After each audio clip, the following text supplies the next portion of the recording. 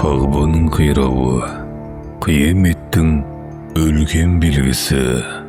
Адам баласы жаратылған күннен бастап жаратушысына қарай ұмтылып келеді. Сол ұмтылыстың бағыты Қағба. Бұл Алланың үйі. Бұл пайғамбарлардың ізі қалған, періштелердің айналған мекені. Бұл бүкіл әлем мұсылмандарының жүрегін біріктірген қасиетті орталық. Бірақ бір күні сол үйде қирайды. Қияметтің алдында Қағба жермен-жексен болады. Және бұл сәт бүкіл адамзат тарихындағы ең қаралы, ең ауыр мезет болады. Бұл сәт келгенде жер тітірейді, аспан үнсіз қалады, жүректер суық тасқа айналады. Қағбаның қирауы жай ғана аңыз емес. Бұл оқиға пайғамбарымыз Мұхаммедтің саллаллаху алейхи уассалам сахих хадистерде хабарлаған ақиқаты, яғни қияметтің үлкен белгілерінің бірі және адамзаттың рухани құлдырауының айқын көрінісі. Қағба жер бетінде Алла үшін салынған алғашқы үй. Ибрахим алейхиссалам мен Исмаил алейхиссалам оны тұрғызғанда жаратушыға жүректерімен жалбарынды. Сол кезден бастап бүгінгі күнге дейін миллиардтаған мұсылман сол үйге қарап намаз оқыды, қажылық жасады, дұға тіледі. Сол қара тастан салынған қарапайым ғана құрылым адамзат тарихындағы ең қасиетті нүкте. Бірақ сол қасиеттілікте бір күні жоғалады. Жоқ, өзінен емес, адамдардан. Жүректер тасқа айналған кезде Қағбаның да қадірі қалмайды. Пайғамбарымыз саллаллаху алейхи уассалам бір күні сахабаларына былай дейді: қияметтің алдында Қағбаны Эфиопиядан келген, аяғы қисық, шағын денелі, қара нәсілді бір адам қиратады. Ол Қағбаның кірпіштерін бірінен соң бірін бұзып, жермен жексен етеді. Ғалымдар бұл адамның атын Дусу, Суви Қатайын деп атаған. Бұл сөз аяқтары жіңішке, әлсіз адам деген мағына береді. Бұл кісі жалғыз болады. Ешқандай армия, ешқандай соғыс болмайды. Қағба босап қалған болады. Онда намаз оқылмайды, тәуап жасалмайды, қажы келмейді. Дін ұмытылған, жүректер тасқа айналған. Міне, сол кезде Алла тағала сол кісіні жібереді. Ол келіп, еш қарсылықсыз Қағбаны қиратады.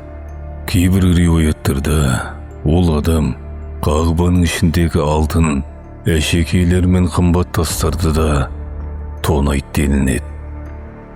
Ғасырлар бойы жиналған қымбат әшекейлер мен Алла үйінің құрметіне арналған заттарды алып, өз пайдасына жаратады.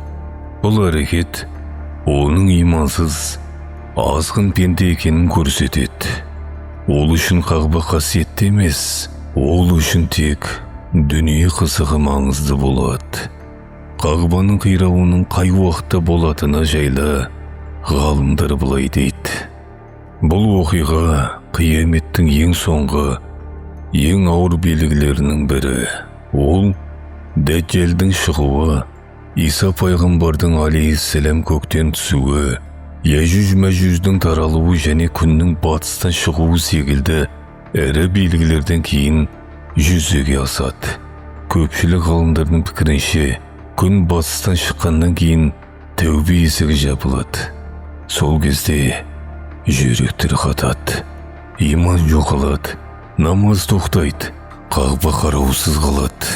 Міне, дәл сол сәтте Қағбаны қиратып, жермен жексен ететін адам келеді. Бұл адамзаттың рухани түбіне жеткен мезеті. Бұл қияметтің ең соңғы нүктесі. Осы тұста кейбір адамдар Алла мындай кылмысты неге болгузат деп күмәнденүүгө мүмкүн. Бирок бул өтө маңызды маселе. Алла Тағала кейбір жагдайларда күнәһәрді бір істі істеуге мейіріммен емес, сынақ пен әділет арқылы рұқсат етеді.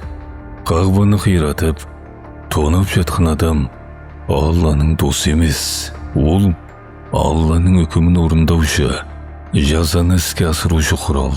Бұл рухани өліп кеткен үмбетке берілген ақырғы ескерту, жазаның іске асқан сәті. Құранда бұл туралы бірнеше аяттарда астарлы түрде айтылған. Мәселен, Алла Тағала былай дейді: Раббыңның әскерлерін тек ол ғана біледі. Бұл аяттың тәпсірінде ғалымдар Алла Тағала өзінің жазасын іске асыру үшін қалаған армия ретінде пайдалана алатынын, мейлі ол жел болсын, тас, хайуан, тіпті кәпір адамның өзі болсын, бәрінде армия етеді, тек өзінің білімімен деген. Адамдар оны түсінбейді, бірақ бұл Алланың әділетіне еш қайшы емес. Қағбаны қирататын адам Алланың сүйікті құлы емес. Ол рухани құлаған үмбетке қарсы жіберілген зұлым күштің құралы. Ол үшін Қағба қасиетті емес, бірақ ол адам қияметтің бір белгісі. Ал сол оқиғаның болуына жол беру Алланың адамзатқа берген ұзақ ескертулерінің соңғы нүктесі. Бұл оқиға бізге не үйретеді? Бұл үлкен сабақ. Қағбаның қирауы бір ғана ғимараттың қирауы емес, бұл жүректердің, үмбеттің, иманның құлауы. Сондықтан біз ол күн келмей тұрып Қағбаның қадірін білуіміз керек. Қағба тірі болу үшін жүрегімізде тірі болу керек. Қажылыққа баруға мүмкіндік болса, кешіктірмейік. Намаз оқығанда шынайылықпен, ықыласпен орындайық. Қағбаға қарап, жүрегімізді де тура сол бағытта бұрайық. Қағбаның қирауы бұл тек болашақта болатын оқиға емес. Бұл бүгіннен бастап жүрегімізде болуы мүмкін рухани құлдыраудың көрінісі. Егер жүрек Қағбамен байланысын үзсе, онда адам рухани тірі емес. Ал рухани өлі адам үшін қияметтің өзі басталып кеткен. Ағайын, бұл ескерту тек ақпарат емес. Бұл амалға шақыру. Өз жүрегіңді тексер. Сенің жүрегің қайда қарайды? Қағбаға ма? Әлде дүниеге ме? Егер бұл оқиға сені ойландырса, бекер қалдыр. Басқа бауырларыңмен бөліс, лайк басып, арнаға жазылып, осындай маңызды тақырыптарды бірге талқылайық.